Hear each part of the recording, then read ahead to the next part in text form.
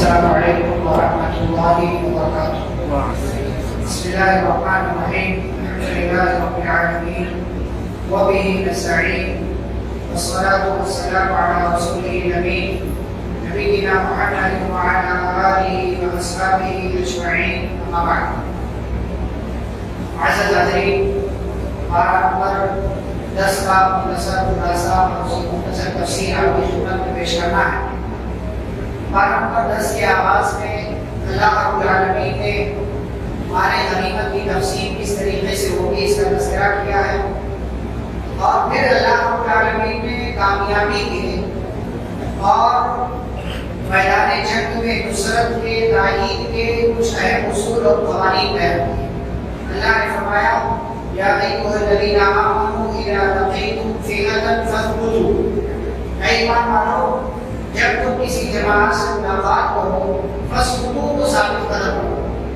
Number 2 اذکروا اللہ کثیرا، اللہ کا کثرت سے ذکر کرو لعلکم تفلحون، تاکہ تم کامیاب ہو جاؤ۔ تیسرا اصول اللہ نے بیان کیا واطیعوا اللہ ورسولہ، اللہ اور اس کے رسول صلی اللہ علیہ وسلم کی اطاعت کرو، ان کے طریقے پر چلو۔ ولا تنازعوا، اور آپس میں لڑائی جھگڑا نزاع اختلاف وغیرہ کا ماحول پیدا مت کرو، ورنہ کیا ہوگا فتفشلوا وتذهب ريحكم، ورنہ تم ناکام ہو جاؤ گے اور تمہیں میدان چھوڑ کر بھاگنا پڑے گا۔ یہ تیسرا جو کا اصول اللہ نے بیان کیا تھا کہ اختلاف سے کام کرو۔ پانچواں اصول اللہ تعالیٰ بیان کرتے ہیں واصبروا، اور صبر کرو، ان اللہ مع الصابرین، اللہ رب العالمین صبر کرنے والوں کے ساتھ ہے۔ چھٹا اصول اللہ نے بیان کیا ولا تکونوا کالذین خرجوا من دیارہم بطرا ورئاء الناس، کہ جب نکلو اپنے گھر سے تو تکبر کے ساتھ مت نکلو۔ جیسے جنگ بدر میں کافر وغیرہ تکبر کے ساتھ آئے، ابو جہل اتراتا ہوا گھمنڈ کے ساتھ آیا کہ آج میں کوئی نہیں ہرا سکتا، تو اللہ نے کہا تکبر کا راستہ مت اختیار کرو، ورئاء الناس، اور نہ ہی لوگوں کو دکھانے کے لیے کام کرو۔ تو یہ 6-7 اصول اللہ رب العالمین نے بیان کیے۔ اللہ کا کثرت سے ذکر کرنا، ثابت قدم رہنا، اللہ اور اس کے رسول صلی اللہ علیہ وسلم کی اطاعت کرنا، اختلاف سے کام نہ لینا، صبر کرنا، تکبر کا راستہ اختیار نہ کرنا، اور نہ ہی لوگوں کو دکھانے کے لیے کوئی کام کرنا۔ یہ ساری چیزیں جب ہوگی تو اللہ تعالیٰ کہتے ہیں کہ تم کامیاب ہو جاؤ گے اور تمہیں وہ چیز مل جائے گی جس میں تم طلبگار ہو۔ آگے اللہ رب العالمین نے مزید جنگ بدر وغیرہ کا تذکرہ کیا ہے، اور ساتھ ہی ساتھ اللہ نے ایک آسانی ذکر کی ہے کہ اللہ نے کس طریقے سے مسلمانوں کے ساتھ آسانی کا معاملہ کیا۔ ہوا یہ کہ پہلے یہ مسلمانوں پر فرض تھا کہ اگر ایک کے مقابل میں 10 دشمن میدان میں آتے ہیں تو ایسی صورت میں مسلمانوں کو لڑنا ہی لڑنا ہے، اگر اس سے زیادہ ہے تو پھر اختیار۔ لیکن اگر ایک کے مقابلے 10 والا فارمولہ چل رہا ہے، یعنی 1000 مسلمان ہو 10,000 دشمن ہو، تب تو لڑنا ہی لڑنا ہے، اور اگر اس سے کم ہو تو اور لڑنا ہے۔ اگر ایک کے مقابلے میں 10 سے زائد ہو تو پھر اختیار ہے، چاہو تو لڑو چاہو تو واپس آ جاؤ۔ لیکن پھر اللہ رب العالمین نے دیکھا کہ ایک کے مقابلے میں 10 کی تعداد زیادہ ہو رہی ہے، اور انسانوں کے حساب سے مشکل تھا کہ ایک کا مقابلہ مطلب ایک 10 کے مقابلے میں ہے، تو اللہ نے کہا اللہ خفف اللہ، اب اللہ نے یہ معاملہ ہلکا کر دیا۔ وعلم ان فیکم ضعفا، اور اللہ رب العالمین نے دیکھا کہ تمہارے اندر کمزوری ہے، تو اللہ رب العالمین نے تمہارے ساتھ آسانی کا معاملہ کرتے ہوئے کہا فَإِن يَكُن مِّنكُم مِّئَةٌ صَابِرَةٌ يَغْلِبُوا مِئَتَيْنِ، اگر 100 ہیں تو 200 کے مقابلے میں آئیں، اور اگر 1000 ہیں تو 2000 کا مقابلہ کریں، یعنی ایک کے مقابلے پہلے 10 تھا، پھر اللہ نے آسانی پیدا کی، ایک کے مقابلے میں 2 والا فارمولہ اللہ نے رکھ دیا۔ یہ کام فرمایا 2 سے زائد اگر ہے تو تمہارے پاس واپسی کا آپشن ہے، چاہو تو جنگ کرو چاہو تو جنگ نہ کرو، لیکن اگر ایک کے مقابلے میں 2 ہیں یا ایک کے مقابلے میں 1 ہے تو تمہیں لڑنا ہی ہے۔ ایسی صورت میں اگر میدان چھوڑ کر بھاگ جاؤ گے تو یہ کبیرہ گناہ ہے اور یہ ہلاک کر دینے والا گناہ۔ پھر جنگ بدر کا ہی تذکرہ کرتے ہوئے اللہ رب العالمین نے ایک اہم چیز بیان کی، فرمایا کہ ما کان للنبی ان یکون له اسرا، جنگ بدر میں کتنے کافروں کو مسلمانوں نے قید کیا؟ 70 کافروں کو مسلمانوں نے قید کیا۔ اب ان قیدیوں کے ساتھ کیا معاملہ کیا جائے؟ رسول اکرم صلی اللہ علیہ وسلم نے مشورہ کیا۔ عمر رضی اللہ تعالیٰ عنہ نے مشورہ دیا چونکہ یہ ہم سے لڑنے کے لیے آئے تھے، لہٰذا ان کا بدلہ یہ ہے کہ انہیں مار دیا جائے۔ ابو بکر صدیق رضی اللہ عنہ نے مشورہ دیا کہ نہیں، قتل نہیں کرتے ہیں، یہ ہمارے قیدی ہیں، ان میں سے جو لکھنا پڑھنا جانتے ہو وہ مدینہ کے بچوں کو لکھنا پڑھنا سکھا دیں، اور جو لکھنا پڑھنا نہیں جانتے ہو وہ فدیہ دے کر کے، مال دے کر کے اپنے آپ کو یہاں سے لے جا سکتے ہیں، قید سے آزاد کروا سکتے ہیں۔ رسول اکرم صلی اللہ علیہ وسلم نے یہی مشورہ پسند کیا کہ فدیہ لے کر چھوڑ دیتے ہیں، یا یہ لوگ مدینہ کے بچوں کو پڑھنا لکھنا سکھا دیں جو پڑھنا لکھنا جانتے ہیں، اور اسی مشورے پر عمل کرنے کا فیصلہ کیا گیا۔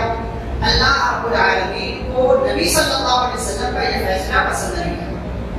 اللہ رب العالمین نے عمر رضی اللہ تعالیٰ عنہ کی تائید میں، ان کی بات کی موافقت میں آسمان سے قرآن مجید کی آیت نازل کی، فرمایا اے نبی صلی اللہ علیہ وسلم، آپ کو عمر رضی اللہ تعالیٰ عنہ کا مشورہ قبول کرنا چاہیے۔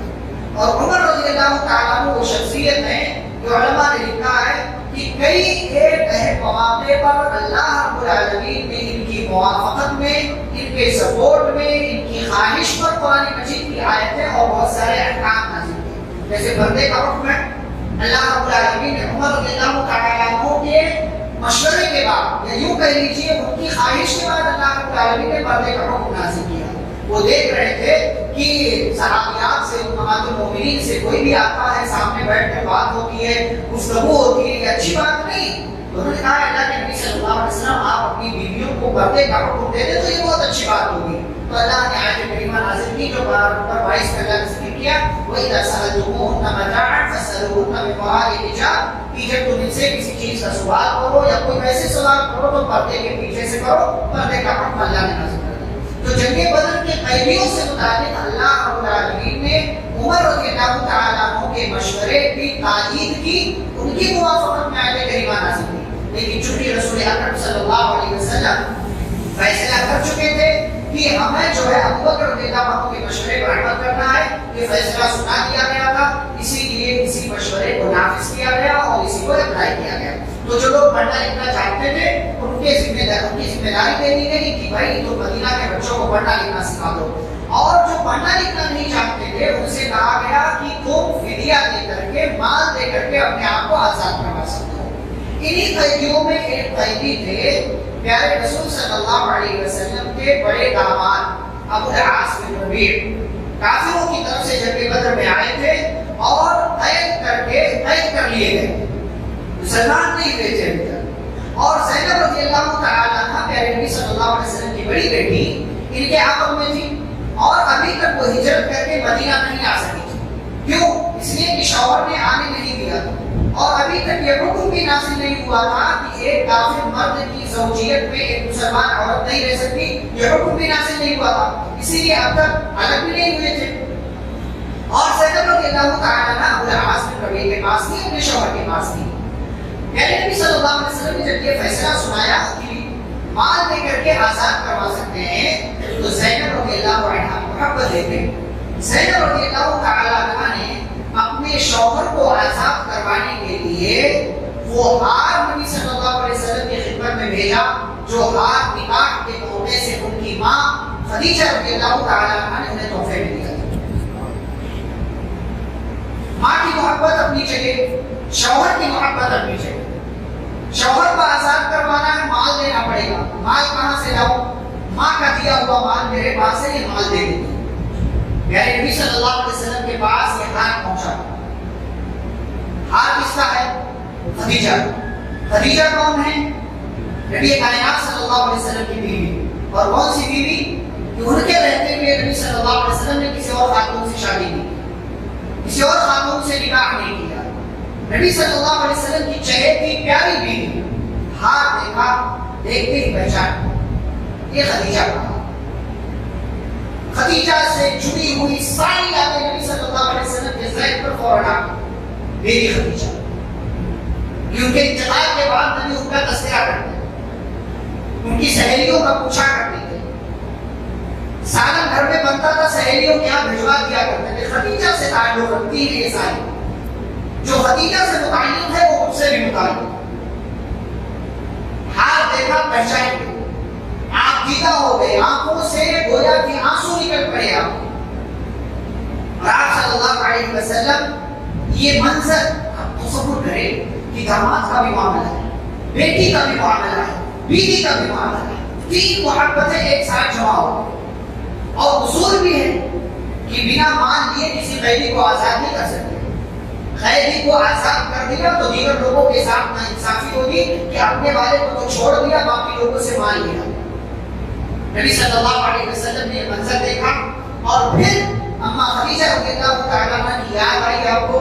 آپ صحابہ نے یہ سارا منظر دیکھا اور صحابہ نے یہ فیصلہ کیا اللہ کے رسول صلی اللہ علیہ وسلم آپ اگر چاہیں تو ابو العاص کو چھوڑ دیں اور اپنی بیوی اما خدیجہ رضی اللہ تعالیٰ عنہ کا یہ ہاتھ چاہیں تو اپنی بیٹی کو واپس کر دیں. آپ صلی اللہ علیہ وسلم نے اس شرط کے ساتھ ابو العاص کو واپس کیا کہ ابو العاص یہاں سے جاؤ، تمہیں آزاد کیا جاتا ہے، لیکن جانے کے بعد فوراً میری بیٹی زینب کو میرے حوالے کر دینا، مدینہ ہجرت کرنے کی اجازت دے دینا. یعنی نبی صلی اللہ علیہ وسلم نے شرط پر ابو العاص کو چھوڑ دیا. ابو العاص مکہ پہنچے، زینب رضی اللہ تعالیٰ عنہا کو بھیج دیا کہ جاؤ تو یہاں سے ہجرت کر کے اپنے ابا کے پاس چلی جاؤ. زینب رضی اللہ تعالیٰ عنہا گرچہ مکہ سے نکلی، باپ سے ملاقات کا شوق بھی ہے، باپ سے ملاقات کرنے کی خوشی بھی ہے، لیکن شوہر سے بچھڑنے کا غم بھی ہے. شوہر سے بچھڑنے کا غم بھی ہے کہ گرچہ یہ شوہر ابھی تک کفر کی حالت میں ہے، لیکن شوہر سے اپنی محبت اپنی جگہ شوہر کو چھوڑ کر کے باپ کے پاس پہنچی. مسلسل دعائیں، مسلسل محبت، مسلسل یقین. نتیجہ یہ ہوا کہ تھوڑے دنوں کے بعد ابو العاص بن ربیع مسلمان ہو گئے اور پیارے نبی صلی اللہ علیہ وسلم کا دین انہوں نے قبول کر لیا. تو یہ محبتیں، ہم انسانوں کی اپنی محبتیں، اللہ رب العالمین کی قدر کرتا ہے. ان محبتوں کو اگر صحیح طریقے سے انجام دیا جائے تو یہ محبتیں بہت لازوال اور بہت نمایاں کردار ہماری زندگی میں ادا کیا کرتی ہیں. اس کے بعد یہاں پر سورۃ الانفال مکمل ہوتی ہے کہ سورۃ التوبہ کا آغاز ہوتا ہے. اس سورہ کا ایک دوسرا نام بھی ہے، وہ کیا ہے؟ براء، سورۃ البراء. اس کا نام سورۃ التوبہ کیوں ہے؟ اس لیے کہ اس سورہ میں آگے چل کر کے تین صحابہ کی توبہ کا تذکرہ ہے، جس کو ہم انشاءاللہ کل بار نمبر 11 میں بیان کریں گے. سورۃ البراء کیوں نام ہے اس کا؟ براءت کا مطلب ہوتا ہے الگ کر لینا، بری کر دینا. تو مشرکین سے جو معاہدہ تھا، اب مشرکین سے چونکہ انہوں نے معاہدہ توڑ دیا، اسی لیے مکہ فتح ہوا، اسی لیے ان سے جنگ ہوئی، تو پھر اب مشرکین سے براءت کا اعلان کر دیا گیا کہ ہمارے تمہارے درمیان جو معاہدہ، سارے معاہدے ختم ہو گئے، سارے معاہدے ختم ہو گئے. اسی لیے اس سورہ کا نام سورۃ البراء. اس سورہ کے آغاز میں بسم اللہ نہیں ہے. کیوں؟ سورہ انفال کا تتمہ ایک وجہ یہ کہ جو مضمون، جو ٹاپک، جو سبجیکٹ سورۃ الانفال میں ہے وہی کنٹینیو چل رہا ہے، کنٹینیو چل رہا ہے، اس لیے بیچ میں بسم اللہ نہیں. دوسری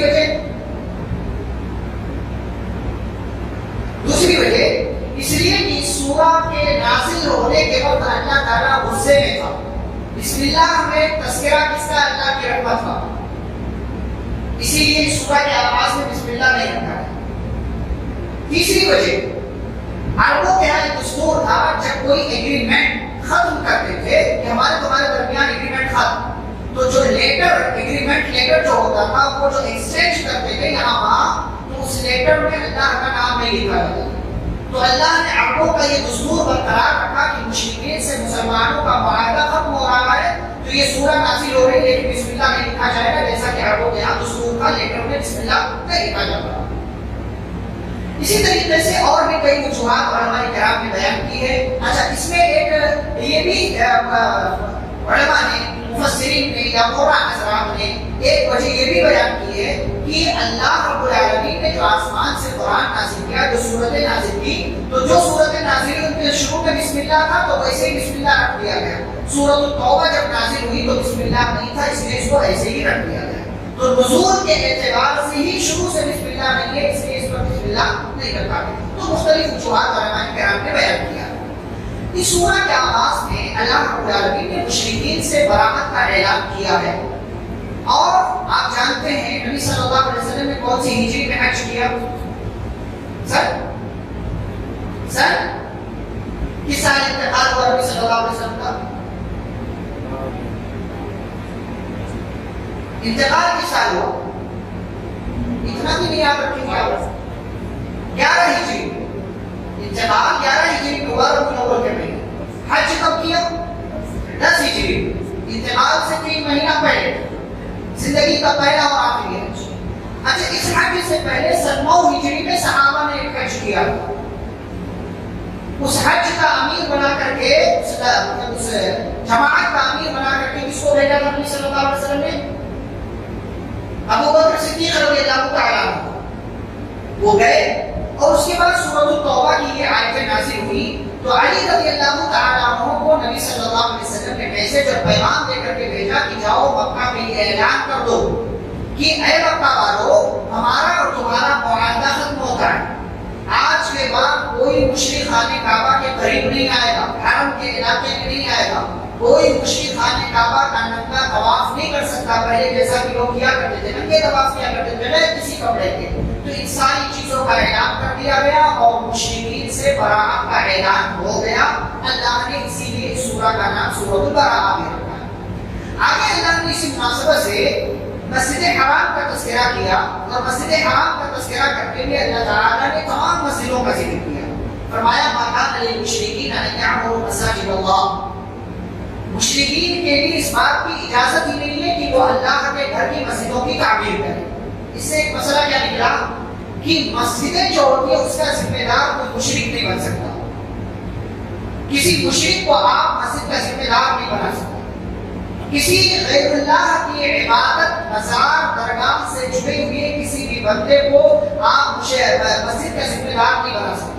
نہ ہی مشرک خانہ کعبہ کے جیسی جگہ کی تعمیر کر سکتا ہے, یعنی نہ مسجد کی کسی تعمیر کر سکتا ہے, نہ ہی اس کا پیسہ لیا جائے گا اور نہ ہی اس کو اس مسجد کا یا کسی بھی مسجد کا ذمہ دار بنایا جائے گا. پھر انما یعمر مساجد اللہ, اللہ کے گھر کی تعمیر کون کرے گا؟ من آمن باللہ, جو اللہ پر ایمان رکھتا ہو, والیوم الآخر قیامت پر ایمان رکھتا ہو, واقام الصلاۃ نماز قائم کرتا ہو, وآت الزکاۃ زکات دیتا ہو, ولم یخش الا اللہ اور اللہ کے سوا کسی سے نہ ڈرتا ہو. گویا کہ جس کا ایمان مکمل طور سے اللہ پر ہوگا وہی مسجدیں تعمیر کر سکتا ہے. مکہ کے مشرکین یہ سمجھتے تھے کہ حاجیوں کو پانی پلانا یا مسجد حرام کی تعمیر کرنا یہی سب سے بڑی نیکی ہے. اللہ تعالیٰ نے کیا کہا؟ یہ سب سے بڑی نیکی نہیں ہے. سب سے بڑی نیکی یہ ہے کہ تمہارا ایمان اللہ پر ہو. اجعلتم سقایۃ الحاج وعمارۃ المسجد الحرام کمن آمن باللہ والیوم الآخر, کیا تم نے حاجیوں کو پانی پلانا اور مسجد حرام کی تعمیر کرنے کو اس سے انسان کی طرح سمجھ لیا ہے کہ جو اللہ پر ایمان لائے, قیامت پر ایمان لائے؟ کہاں اللہ پر ایمان لانا اور کہاں حاجیوں کو پانی پلانا؟ اگر ایک مشرک حاجیوں کو پانی پلائے یہ کوئی نیکی نہیں, دنیا کے اعتبار سے اچھا کام ہے, لیکن اگر ایک بندہ ایمان والا ہو جائے تو یہ سب سے بڑی نیکی اللہ کی نظر میں ہے اور اس بندے کا عمل اللہ کے یہاں قبول ہونے والا ہے. آگے اللہ رب العالمین نے محبت کا معیار ذکر کیا ہے. انسان مختلف چیزوں سے دنیا میں محبت کرتا ہے. سب سے زیادہ محبت کس سے ہونی چاہیے؟ اللہ سے. نمبر 2 رسول اللہ صلی اللہ علیہ وسلم سے. دونوں کی اپنی اپنی دلیل. والذین آمنوا اشد حبا للہ, جو ایمان والے ہیں سب سے زیادہ محبت اللہ سے کرتے ہیں. اور رسول اکرم صلی اللہ علیہ وسلم نے فرمایا لا یؤمن احدکم حتی اکون احب الیہ من والدہ وولدہ والناس اجمعین. تم میں سے کوئی بھی اس وقت تک مومن نہیں ہو سکتا جب تک کہ میں اس کے نزدیک, اس کے ماں باپ, اس کی اولاد اور دنیا کے تمام لوگوں سے زیادہ محبوب نہ ہو جاؤں. لیکن بعض دفعہ کیا ہوتا ہے, انسان اپنے عمل سے اس کو ثابت نہیں کر پاتا, بلکہ یہ ثابت کرتا ہے کہ اسے دنیا کی کسی چیز سے زیادہ محبت ہے اللہ کے مقابلے میں, رسول کے مقابلے میں. اسی کو اللہ رب العالمین نے ذکر کیا. فرمایا قل, آپ کہہ دیجیے, ان کان آباؤ, 8 چیزوں کا اللہ نے نام دیا. فرمایا تمہارے ماں باپ, تمہاری اولاد بیٹے بیٹیاں, تمہاری بیوی یا تمہارا شوہر, تمہارا بھائی یا تمہاری بہن, وعشیرتکم تمہارے خاندان والے, واموال تمہارا مال, وتجارت تخشون کسادها تمہارا بزنس, ومساکن ترضونها تمہاری بلڈنگیں, تمہارا گھر, تمہارا فلیٹ, تمہارا پلاٹ. ان 8 چیزوں کا اللہ نے نام لیا. فرمایا ان 8 چیزوں میں سے کسی ایک چیز کی بھی محبت اگر اللہ, رسول, دین کی محبت سے آگے بڑھی فتربصوا تو انتظار کرو حتی یأتی اللہ بامرہ، اللہ کے عذاب کے آئے. آج دیکھیں نماز بعد میں پڑھ لیں گے چلے گا، دکان کا کام پہلے ہونا چاہیے. کس سے محبت زیادہ ہے، دکان سے یا اللہ سے؟ دکان سے.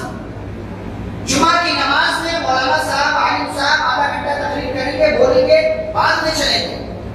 جب 5 منٹ باقی رہے گا تب چلیں گے. کس سے محبت زیادہ ہے، دکان سے یا اللہ سے؟ دکان سے، مال سے، کسٹمر سے. چھوٹ جائے گا کسٹمر. اسی لیے ہماری زندگی میں عذاب بھی، اس لیے ہماری زندگی میں پریشانیاں بھی، اس لیے ہماری زندگی میں دکھ اور مسائل اور تکلیفیں بھی ہیں. یہ اللہ کا وعدہ ہے. 8 چیزوں میں سے کسی ایک کی بھی محبت اگر آپ کے اندر اللہ کی رسول صلی اللہ علیہ وسلم کی دین کی محبت سے آگے گئی تو اللہ کا عذاب آئے گا اور پکا آئے گا. اچھا، اسی چیز کو پیارے نبی صلی اللہ علیہ وسلم نے حدیث کے اندر بیان کیا. فرمایا ثلاث من كن فيه وجد بهن حلاوة الإيمان. 3 چیزیں جس کے اندر ہوں وہ بندہ صحیح معنوں میں ایمان کی مٹھاس، ایمان کا مزہ پائے گا. وہ 3 چیزیں کیا ہیں؟ نمبر 1 ان يكون الله ورسوله احب اليه مما سواه، کہ اس کے نزدیک اللہ اور اس کے رسول صلی اللہ علیہ وسلم دنیا کی باقی چیزوں سے زیادہ محبوب ہو. اگر ہمارے اندر اللہ اور اس کے رسول صلی اللہ علیہ وسلم کی محبت سب سے زیادہ ہے تب ایمان کا ہم مزہ پائیں گے جیسا صحابہ نے پایا. دوسری چیز کیا ہے؟ فرمایا وَأَن يُحِبَّ الْمَرْءَ لَا يُحِبُّهُ إِلَّا لِلَّهِ. کسی سے اگر محبت ہو تو اللہ کی ہو، دنیا میں مفاد کے لیے کسی سے محبت نہیں ہونی چاہیے. نمبر 3 وَأَن يَكْرَهَ أَن يَعُودَ فِي الْكُفْرِ بَعْدَ إِذْ أَنقَذَهُ اللَّهُ مِنْهَا اور بعد إِذْ أَنقَذَهُ اللَّهُ مِنْهُ.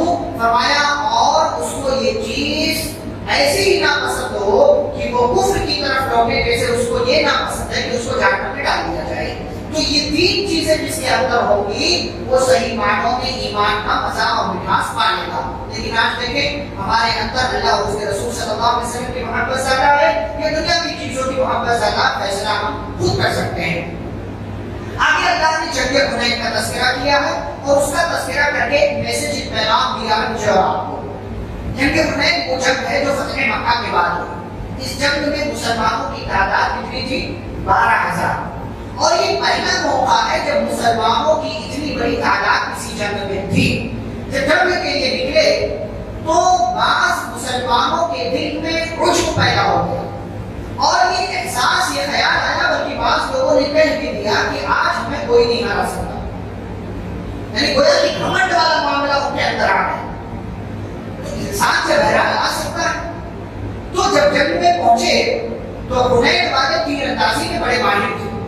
حنین کے طائف کے پاس کا علاقہ تیر اندازی کے بڑے ماہر. جیسے ہی میدان میں پہنچے پہلے سے ہی پہاڑ کے پیچھے تیر اندازوں کو لگا رکھا تھا کہ جیسے ہی مسلمان آئیں گے تابڑ توڑ حملہ کر دیں گے.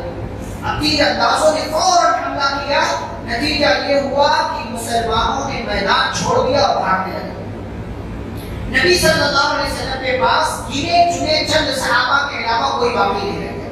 اسی کو اللہ نے کہا لقد نصرکم اللہ فی مواطن کثیرہ ویوم حنین. اللہ نے بہت جگہ تمہاری مدد کی، بہت دفعہ تمہاری مدد کی، اور حنین والے دن بھی تمہاری مدد کی. اذ اعجبتکم کثرتکم، جب تمہاری تعداد کی زیادتی نے تمہیں گھمنڈ میں مبتلا کر دیا اور تم یہ سمجھ رہے تھے آج ہمیں کوئی نہیں ہرا سکتا. نتیجہ یہ ہوا تم میدان چھوڑ کر بھاگے. پھر اللہ نے کرم کیا، اللہ کی مدد آئی، اللہ نے سکونت نازل کی اور پیارے نبی صلی اللہ علیہ وسلم کی بہادری دیکھے میدان میں ڈٹے رہے اور پکارتے رہے میرے صحابہ کہاں بھاگے جا رہے ہو؟ انا النبی لا کذب انا ابن عبد المطلب، میں نبی ہوں، جھوٹا نبی نہیں ہوں. مجھے چھوڑ کر کہاں بھاگ رہے ہو؟ میں عبد المطلب کا بیٹا ہوں، آؤ میرے پاس آؤ، میدان چھوڑ کر مت بھاگو. اللہ کی مدد آئی. ثم يتوب الله من بعد ذلك على من يشاء. صحابہ کو اپنی غلطی کا احساس ہوا، واپس آئے اور نبی صلی اللہ علیہ وسلم کے پاس اکٹھا ہونا شروع ہوئے اور پھر دشمنوں کو صحابہ نے مل کر کے ہرایا، شکست دیا. لیکن سبق اللہ رب العالمین نے دے دیا کہ اگر کوئی کتنا ہی اچھا کیوں نہ ہو، اگر اس کے اندر گھمنڈ آ گیا تو اللہ رب العالمین اس کے تمام پلان کو اور اس کی تمام چیزوں کو ناکام بنا کر کے رکھ دے گا. پھر یہودیوں کا، عیسائیوں کا ایک عقیدہ اللہ رب العالمین نے ذکر کیا. فرمایا وقالت الیہود عزیر ابن اللہ. یہودی کہتے تھے کہ عزیر اللہ کے بیٹے ہیں، عیسائی کہتے ہیں کہ عیسیٰ علیہ السلام اللہ کے بیٹے ہیں، ذالک قولہم بافواہہم، اللہ نے کہا یہ ان کی اپنی منہ کی باتیں جو کہنا نہیں دیتے، یہ تو کافروں کی جیسی بات کر رہے ہیں۔ پھر اللہ کہتے ہیں اتخذوا احبارهم ورهبانهم اربابا من دون اللہ، کہ ان لوگوں نے اپنے علماء کو، اپنے پادریوں کو، پوپ وغیرہ کو اللہ کو چھوڑ کر رب بنا لیا۔ وما امروا الا ليعبدوا الها واحدا، انہیں تو صرف ایک معبود کی عبادت کا حکم دیا گیا تھا، لیکن انہوں نے کئی ایک رب کا ایک معبود بنا لیا۔ حضرت علی بن حاتم رضی اللہ تعالیٰ عنہ پیارے نبی صلی اللہ علیہ وسلم کے پاس آئے، پہلے عیسائی مذہب سے تعلق تھا، کہنے لگے اللہ کے رسول صلی اللہ علیہ وسلم، اللہ نے عیسائیوں کے تعلق سے یہ بات کہی ہے کہ ان لوگوں نے اپنے علماء کو رب بنا لیا، ہم نے تو رب نہیں بنایا تھا، ہم نے تو رب نہیں بنایا تھا، پھر اللہ نے یہ بات کیوں کہی؟ تو پیارے نبی صلی اللہ علیہ وسلم نے کہا کیا ایسی بات نہیں ہے کہ جب علماء کہتے تھے یہ چیز حلال ہے تو تم حلال سمجھ لیتے تھے، جب علماء کہتے تھے یہ چیز حرام ہے تو تم حرام سمجھ لیتے تھے، کیا ایسی بات نہیں ہے؟ کیا تمہارے علماء نے اللہ کی حرام کردہ چیزوں کو حلال نہیں کیا، تم نے نہیں مانا؟ ہاں مانا۔ کہا کیا تمہارے علماء نے اللہ کی حلال کردہ چیز کو حرام نہیں کہا، تم نے نہیں مانا؟ ہاں مانا۔ کہا یہی تو رب بنانا ہوا، رب کی مرضی جس کو چاہے حلال کرے، جس کو چاہے حرام کرے، کسی انسان کے، کسی نبی کے اختیار میں بھی نہیں ہے کہ وہ اپنی طرف سے کسی چیز کو حلال کرے یا کسی چیز کو حرام کرے۔ اور آج دیکھیں بڑی آسانی سے لوگ فیصلہ کرتے ہیں، ایک عام بندہ جس کو دین کا ذرہ برابر علم نہیں ہے، پوچھا جاتا ہے، عالم سے سوال پوچھا جاتا ہے، بغل میں بیٹھا ہوا بندہ فوراً جواب دے دیتا، نہیں نہیں یہ تو حرام ہے، یہ تو حرام نظر آ رہا ہے، یہ تو حرام دکھائی دے رہا ہے، یہ تو حلال دکھائی دے رہا ہے۔ اور اسے ہمارے ساتھی ہیں بڑا اچھا جملہ کہتے ہیں کہ عالم سے لوگ جب کوئی سوال کرنے آتے ہیں نا اور اس سوال میں ان کا اپنا کوئی فائدہ ہوتا ہے تو اس طریقے سے سوال کرتے ہیں کہ عالم صاحب ان کو سود بھی حلال کر کے دے دیں گے۔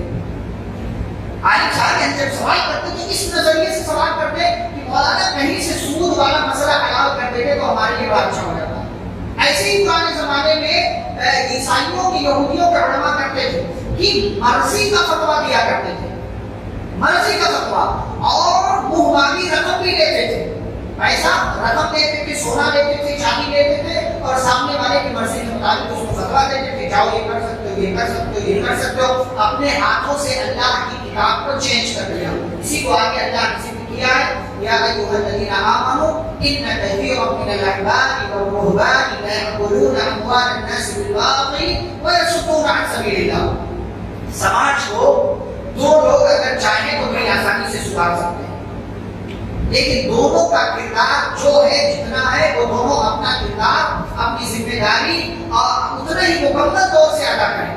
یہ دو لوگ کون ہیں؟ ایک علماء اور دوسرے مالدار۔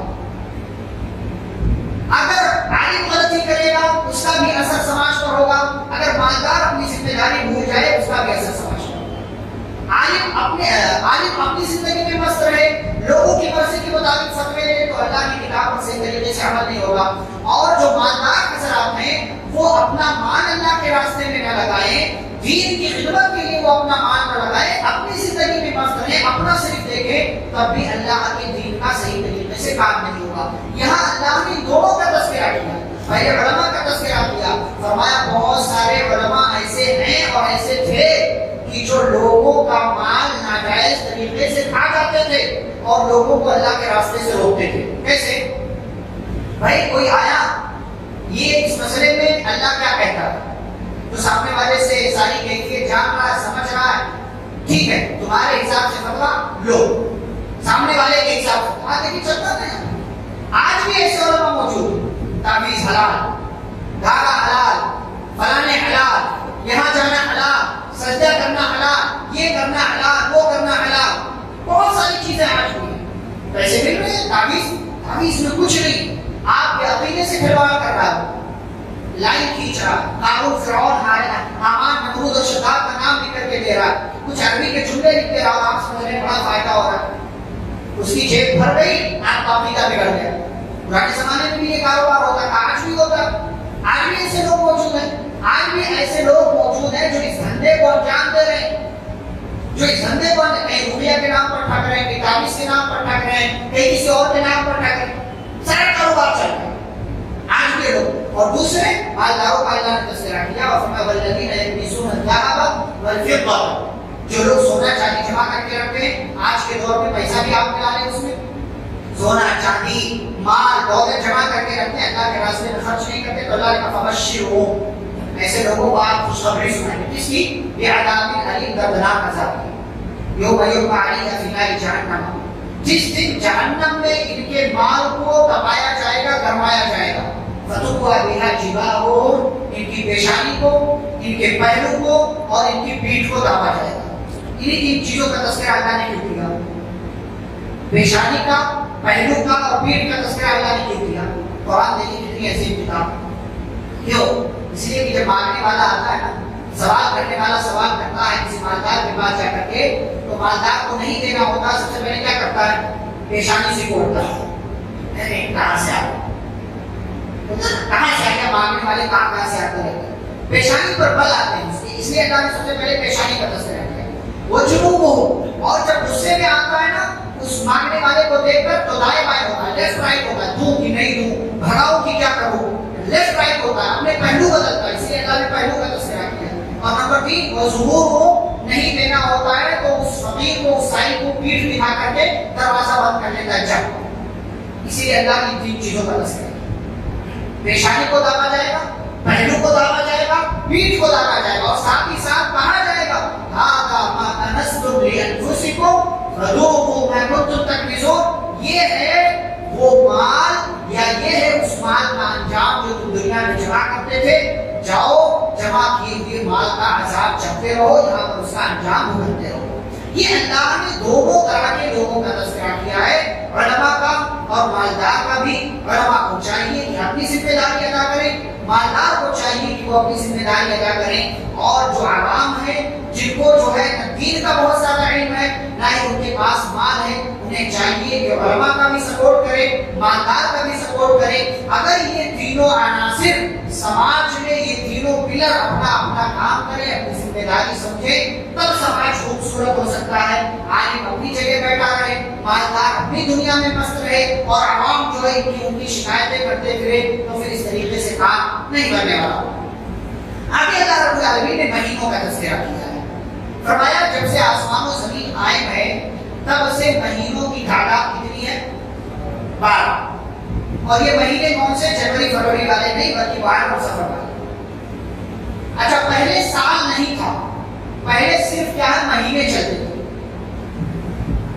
جب سے دنیا قائم ہوئی ہے تب سے محرم صفر ہے، لیکن تب سے سال نہیں ہے، سال نہیں گنا جاتا تھا کہ کون سا سال چل رہا ہے۔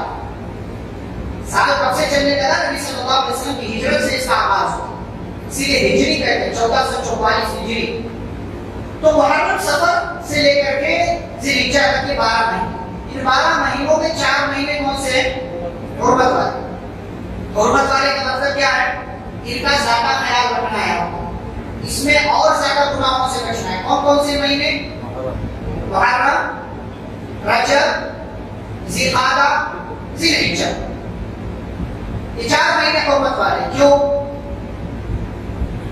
ذی القعدہ کا مہینہ اس لیے حرمت کا رکھا گیا تاکہ جو ہے جنگ وغیرہ بند کر دیا جائے۔ اب حج کا مہینہ آنے والا ہے، ذی الحجہ کا اگلا مہینہ آنے والا ہے، تو لوگوں کو حج کے لیے نکلنا ہوگا، تو امن کا راستہ اختیار کر دیا جائے، امن والا راستہ بنا دیا جائے، اس لیے ذی الحجہ کے مہینے میں کو حرمت والا قرار دیا۔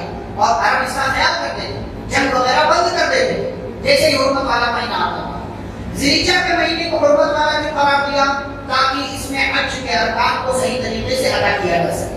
محرم کے مہینے کو حرمت والا بھی قرار دیا تاکہ لوگ حج سے واپس ہو تو بڑی حفاظت اپنے گھر پہنچ سکے۔ ٹھیک، یہ تینوں ہو گئے۔ پھر اس کے بعد سفر کا، پھر ربیع الاول، ربیع الثانی، جمادی الاولیٰ، جمادی الثانی، 5 مہینے جو ہے اس کے بعد یہ وہ ہے جو حرمت والے بھی ہیں۔ پھر 5 مہینے کے بعد رجب کے مہینے کو حرمت والا قرار دیا۔ کیوں؟ 5 مہینے بہت لڑ چکے ہو، اب آرام کر لو، اب آرام کر لو۔ ہو سکتا ہے اس حرمت والے مہینے میں لڑائی بند کر دیں گے تو 1 مہینے کے بعد جب یہ حرمت والا مہینہ ختم ہوگا تو لڑائی ہمیشہ کے لیے بند کر دیں گے۔ ورنہ کیا ہوتا تھا؟ عرب والے ایک بات پر مدتوں تک لڑائی چلتی نہیں ہوتی ہے، ایک مسئلے کے لیے کئی سالوں تک جنگیں ہوا کرتی تھی۔ حرمت والے مہینے آ کر کے ان جنگوں کو اسٹاپ کرتے تھے، اور عرب والے اس کا بہت خیال رکھا کرتے تھے۔ لیکن ایک غلطی وہ لوگ کرتے تھے، یہ غلطی کیا کرتے تھے؟ اپنی مرضی سے جس کو چاہتے تھے حرمت والا مہینہ بنا دیتے تھے. اسی کو اللہ نے نسیخ کہا، انما النسیخ زیادۃ فی الکفر. اپنی مرضی سے نہیں بھائی یہ مہینہ نہیں، اگلے والے مہینے کو ہم ایکسچینج کر لیتے ہیں، یہ مہینے کو اگلا والا کر دیتے ہیں، اگلے والے کو پچھلا والا کر دیتے ہیں. اسی کو اللہ نے نسیخ کہا. فرمایا یہ کرنے کا اختیار تمہارے پاس نہیں، ایسا مت کیا کرو کہ یہ حرمت والے مہینوں کی عظمت ہے جس کا تذکرہ اللہ تعالیٰ نے کیا ہے.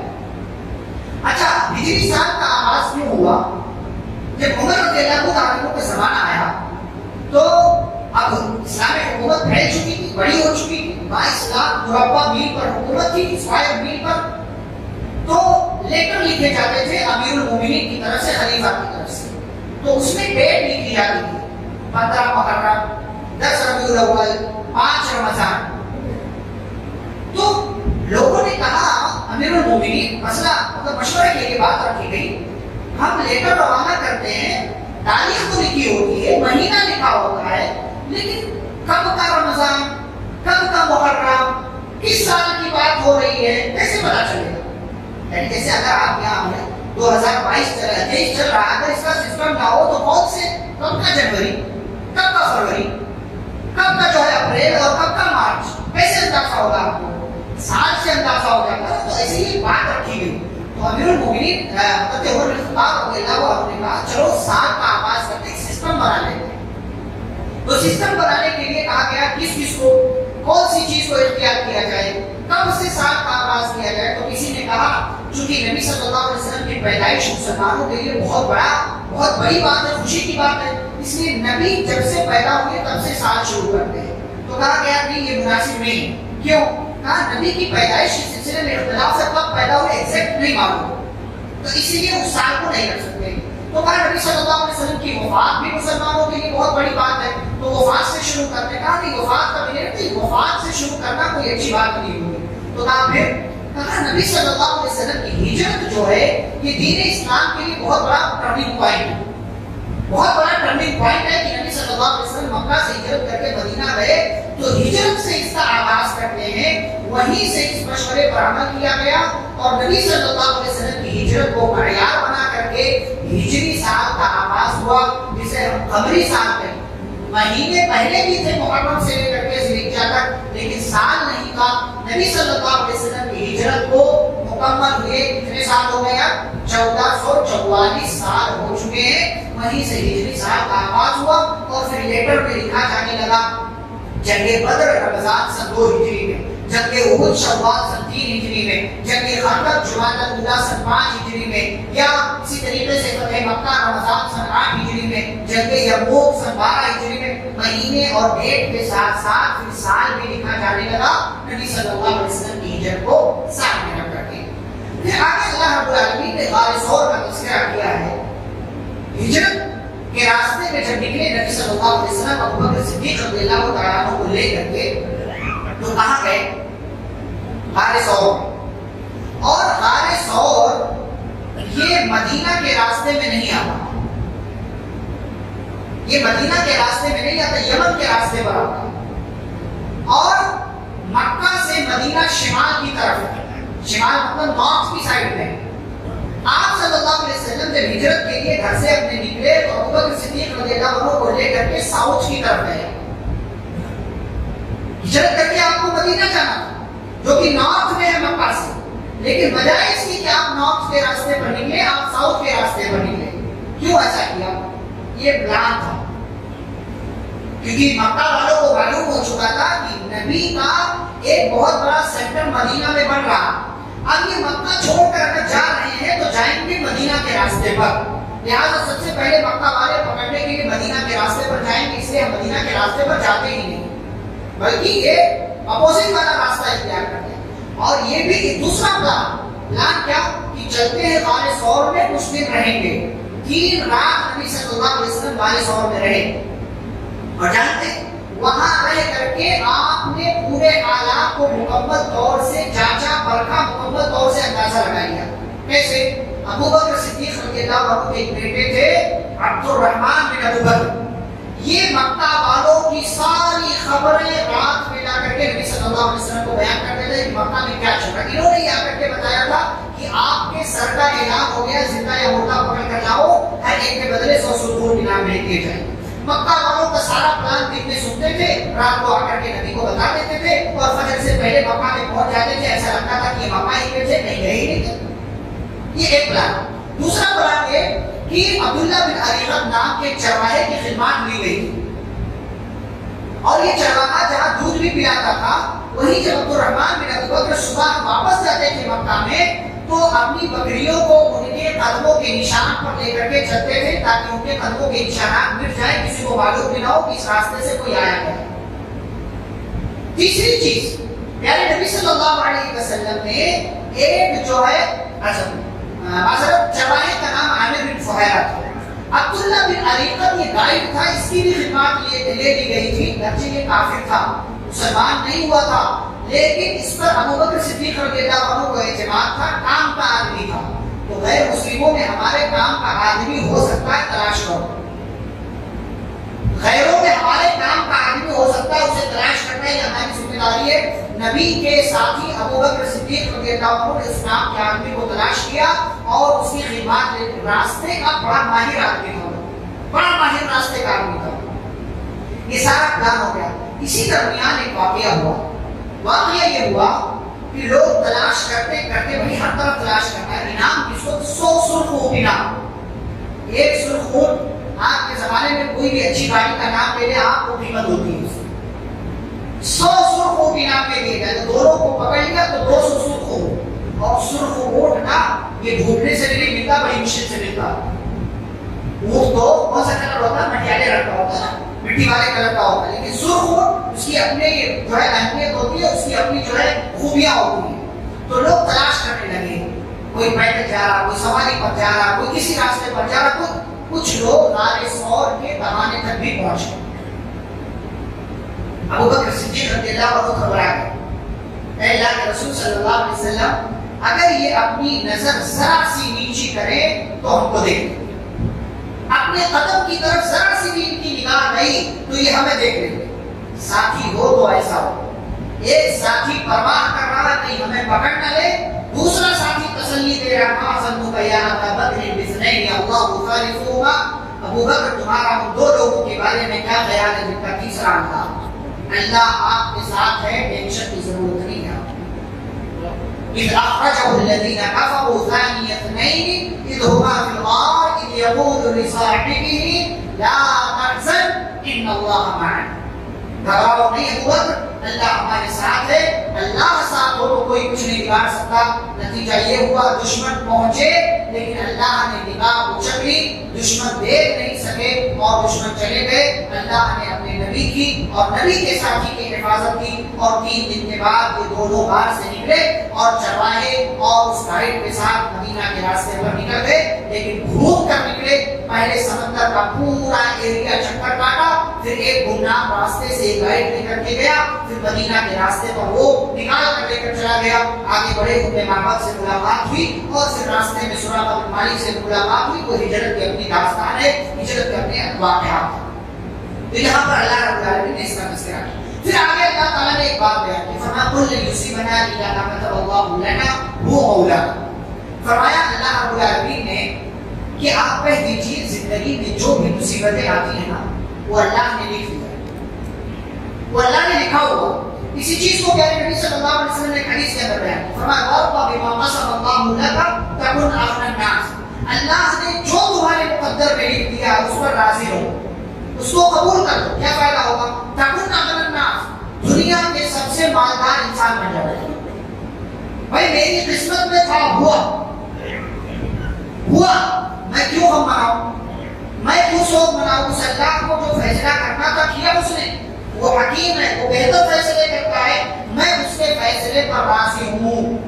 اور اگر آپ راضی نہ ہوئے تو اپنا نقصان کریں گے، اللہ کا نقصان نہیں کریں گے۔ اسی کو اللہ نے کہا کہ آپ کہہ دیجیے جو بھی مصیبت پہنچتی ہے اللہ نے لکھ دیا، وہ مولانا، وہ ہمارا مولا ہے، آج سال سے وہ ہمارے کام آنے والا ہے۔ وَعَلَى اللَّهِ فَلْيَتَوَكَّلِ الْمُؤْمِنُونَ، اور اللہ ہی پر مومنوں کو بھروسہ کرنا چاہیے، توکل کرنا چاہیے۔ آگے اللہ رب العالمین نے زکوٰۃ کے مصارف ذکر کیے، زکوٰۃ کا مال کہاں کہاں لگا سکتے ہو۔ میں ایک بات اس حوالے سے بیان کروں گا کیونکہ باتیں سنتے رہے تو اس پر انشاءاللہ خطبہ جمعہ بھی ہوگا. ایک بات کہ زکات کا سب سے پہلا مستحق غریب ہے. فقیر مسکین آدمی زکات کا سب سے پہلا مستحق ہے. اور اس میں دوسری بات کہ وہ زکات کی جو رقم ہے نا وہ رقم آپ غریب تک پہنچائیں گے. اپنی مرضی سے آپ راشن وغیرہ غریب کے گھر زکات کے مال سے نہیں پہنچا سکتے. کیوں؟ یہ زکات اس غریب کا حق ہے, یہ مال اس کا ہے. اب اس مال کو کیسے استعمال میں لانا ہے یہ وہ سمجھے. آپ اپنی سمجھ سے یہ کہیں کہ میں نے زکات کے مال سے 50-100 جو ہے غریبوں میں راشن تقسیم کیا ہے, یہ شریعت کی تعلیم کے خلاف ہے. یہ شریعت کی تعلیم کے خلاف ہے. آپ کو اگر کوئی پیسہ دے دے اور یہ کہے کہ اپنے پاس رکھے رہو, یہ اپنے پاس رکھے رہو, آپ رکھیں گے یا خرچ کریں گے؟ رکھیں گے. لیکن وہ جس کا مال ہے, جس کا پیسہ ہے, وہ مانگنے آئے تو آپ جواب دے دیں کہ دیکھیں آپ کو یہ پیسہ خرچ کرنا تھا, غریبوں میں تقسیم کرنا تھا, آپ نے کر دیا. آپ کو حق تھا اس کا؟ نہیں تھا. یہ اس کی مرضی, جس کا مال ہے اس کی مرضی, وہ جو چاہے کرے. ایسے ہی زکات یہ آپ کا ہے ہی نہیں, یہ غریب کا ہے. تو جب غریب کا ہے تو غریب کے مال میں اس کے حق میں تصرف کرنے کا آپ کو اختیار بھی نہیں ہے کہ آپ اس سے راشن لیں, کھجور لیں, کٹ لیں, یہ لیں, وہ لیں, نہیں کر سکتے آپ. یہ علماء کے فتاوی اس پر باقاعدہ موجود. آپ اپنی مرضی سے زکات کی رقم سے راشن کٹس تقسیم کریں, یہ آپ کو زیب نہیں دیتا, یہ آپ کے لیے جائز نہیں ہے. یہ دوسری بات تھی جو اس حوالے سے. زکات کا سب سے پہلا مستحق غریب ہے. اسی لیے اللہ نے 2 مرتبہ انما الصدقات للفقراء والمساکین, دو مرتبہ نام لیا. فقیر مسکین میں کیا فرق ہے؟ فقیر جس کے پاس گزارنے کے لیے بھی کچھ نہ ہو, اور مسکین جس کے پاس گزارنے کے لیے تو کچھ ہے لیکن اس سے زیادہ کچھ نہیں ہے اس کے پاس. یعنی 2-4 ٹائم 10 ٹائم 15 ٹائم کے لیے کھانا ہے لیکن اس سے زیادہ اس کے پاس کچھ نہیں ہے, لیکن فقیر کے پاس وہ بھی نہیں. یہ دونوں میں فرق ہے. لیکن اگر الگ الگ بول دیا جائے تو فقیر اور مسکین ایک ہی معنی میں آتے ہیں, لیکن جب ایک ساتھ بولا جائے تو تھوڑا سا فرق ہے جس کو آپ سمجھ سکتے ہیں. تو آپ کی زکات کا اصلی مستحق غریب ہے, مسکین ہے, ضرورت مند ہے, یہ تلاش کرے, اس تک مال پہنچائے. یہ نہیں کہ وہ آپ کے پاس آئے گا تب آپ دیں گے. یہ احسان نہیں کر رہے زکات نکال کر کے یا زکات اس کو دے کر کے, یہ آپ کا ہے ہی نہیں. اگر آپ نے کھا لیا تو اسلام کے ایک رکن سے کھلواڑ کرنے والے مانے جائیں گے آپ. اور اگر آپ نے نہیں پہنچایا تو مجرم مانے جائیں. ہمارے یہاں لوگ, کوئی غریب آیا اس کو 100 روپے زکات کی رقم دے دیا تو ایسا لگتا ہے جیسے احسان کیا. کوئی احسان نہیں کیا آپ نے, کوئی احسان نہیں کیا آپ نے. اس کو 100 روپے دے دیا آپ نے اور احسان سمجھ رہے ہیں. یہ آپ کا ہے ہی نہیں. یہ 2.5% جو ہے نا, اگر آپ کا مال نصاب کو پہنچ گیا, یہ آپ کا ہے ہی نہیں ہے. جس کا ہے اس تک پہنچاؤ. کس کا ہے اللہ رب العالمین نے اسرائیل کا نمبر 60 میں سورۃ التوبہ میں ذکر کر دیا کہ کس کا ہے, وہاں پر یہ خرچ ہونا چاہیے. اچھا, خطبہ جمعہ میں یہ بات مزید انشاءاللہ ہوگی کہ کس طریقے سے اس کو خرچ کیا جا سکتا ہے. وہ ساری چیزیں انشاءاللہ تفصیل کے ساتھ باتیں وہاں پر بیان ہوں گی. اچھا, پھر اس کے بعد اس بارے کے آخری 1-2 باتیں میں بتا کے بات ختم کرتا ہوں. آگے اللہ تعالیٰ نے منافقوں کا, مومنوں کا ایک ساتھ تذکرہ کیا. فرمایا منافقین آپس میں ایک دوسرے کے دوست ہوتے ہیں, برائی کا حکم دیتے ہیں, بھلائی سے روکتے ہیں, اللہ کو بھول جاتے ہیں. جو جس کے اندر یہ صفت ہو کہ وہ برائی کا حکم دے, بھلائی کا حکم نہ دے بلکہ بھلائی سے روکے, اللہ کو بھول جائے, وہ منافق ہے. اس کے اندر منافقوں والی خصلت ہے. مومن کیا ہے؟ مومن مرد, مومن عورتیں آپس میں ایک دوسرے کے دوست ہیں, ولی ہیں. کیوں؟ اس لیے کہ بھلائی کا حکم دیتے ہیں, برائی سے روکتے ہیں, اللہ اور اس کے رسول صلی اللہ علیہ وسلم کی اطاعت کرتے ہیں, نماز قائم کرتے ہیں اور زکات دیتے ہیں, اور جب یہ سارے کام کرتے ہیں تو اللہ تعالیٰ ان پر اپنی رحمت نازل کرتا ہے اور انہی لوگوں سے جنت کا وعدہ. ایک آخری بات, اللہ رب العالمین نے جنگ تبوک کا تذکرہ کیا ہے. جنگ تبوک کی سن 9 ہجری میں ایک جنگ ہوئی, اور یہ جنگ بڑی مشکلات کے مرحلے میں صحابہ کرام نے نبی صلی اللہ علیہ وسلم نے اس سفر کو شروع کیا. اس سفر پر نکلے جنگ تبوک کے لیے. کئی ساری بہت لمبا راستہ تھا. کتنا لمبا راستہ؟ 15 دن لگتے تھے جانے میں, 15 دن لگتے تھے جانے میں, 15 آنے میں. تو 15 دن کا ایک لمبا سفر, سخت گرمی کا زمانہ. پھر اس کے بعد آپ دیکھیں کہ فصلوں کی کٹائی کا, کھجور کے اتارے جانے کا موسم آ چکا تھا, اور 30,000 کا بڑا لشکر لشکر تھا اس کے لیے سامان وغیرہ تیار کرنا، مال جمع کرنا، مال کی بھی کمی تھی. تو یہ ساری مشکلات تھی صحابہ کرام کے پاس، نبی صلی اللہ علیہ وسلم کے پاس. لیکن نبی صلی اللہ علیہ وسلم نے اعلان کیا، صحابہ کرام نے مال جمع کرنا شروع کیا. میں نے تذکرہ کیا تھا عثمان رضی اللہ عنہ نے کتنا مال دیا؟ 900 اونٹ سامان کے ساتھ، 100 گھوڑے، 5 کلو سونا، 39 کلو چاندی. یہ عثمان رضی اللہ عنہ نے اکیلے دیا. اگر آپ اس کو جو ہے پیسے میں کنورٹ کریں تو تقریباً 5-10 کروڑ روپے کی رقم بنتی ہے ایک مجلس. اسی موقع سے کہا عثمان جو بھی کرے اللہ تعالیٰ آج کے بعد ان کو کوئی سزا نہیں دے گا، ان کو کوئی نقصان نہیں. حضرت عبدالرحمن بن عوف رضی اللہ تعالیٰ عنہ نے بھی 39 یا 40 کلو چاندی اللہ رب العالمین کے راستے میں صدقہ کیا. جنگ تبوک کے موقع سے نبی صلی اللہ علیہ وسلم کی خدمت میں پیش کیا. ابو بکر رضی اللہ عنہ گھر کا پورا مال لے آئے، عمر رضی اللہ عنہ گھر کا آدھا مال لے آئے. عورتوں نے کان کی بالیاں، سونے، زیورات سب دے دیا اللہ کے راستے میں. اور اگر کوئی غریب ہے، کسی نے تھوڑا سا جو، کسی نے تھوڑی سی کھجور، کسی نے تھوڑا سا ستو، یہ لا کر کے نبی صلی اللہ علیہ وسلم کی خدمت میں پیش کرتے رہے. منافقین دیکھتے تھے، مذاق اڑاتے تھے. ایک سپر پاور ملک کو تھوڑے سے کھجور، تھوڑے سے ستو سے ہرانے کے لیے لوگ جائیں گے. مذاق اڑا رہے تھے کہ یہ لوگ ہرانے کا شوق رکھتے ہیں اور اتنا مال جمع کر رہے ہیں، ایسا کیسے ہرائیں گے. بہرحال مال جمع ہوا، صحابہ کرام نکل گئے اور 15 دنوں کا لمبا سفر ہوا. راستے میں بہت سارے معجزات ہوئے. 15 دن کے بعد وہاں پہنچے تبوک کے مقام پر. 20 دنوں تک وہاں ٹھہرے رہے. 40,000 رومیوں کا لشکر تھا، لیکن 30,000 لشکر کی تعداد سننے کے بعد 40,000 کا لشکر بکھر گیا. رومی بھاگ گئے. اللہ نے ان کے دلوں میں خوف ڈال دیا. نبی صلی اللہ علیہ وسلم 20 دنوں تک نہیں رہے. آس پاس کے جو علاقے تھے، گورنر، ذمہ دار، بادشاہ، عمرا، ان تمام لوگوں کو خطوط اور لیٹر روانہ کیے. 20 دنوں کے بعد صحابہ کے ساتھ آپ صلی اللہ علیہ وسلم واپس آ گئے. یہ ٹوٹل 50 دنوں کا سفر ہوا. 15 جانے میں، 15 آنے میں، 20 دن وہاں ٹھہرنے میں. 50 دنوں کے لمبے سفر کے بعد نبی صلی اللہ علیہ وسلم واپس آئے. اور ہر ایک کے اوپر یہ واجب تھا کہ ہر ایک کو نکلنا ہے، جو بھی اللہ کا کلمہ جس نے پڑھا ہے سب کو نکلنا ہے جو بالغ ہو چکا ہے. منافقین بہت سارے نہیں گئے اور 3 صحابہ بھی اس جنگ میں پیچھے رہ گئے.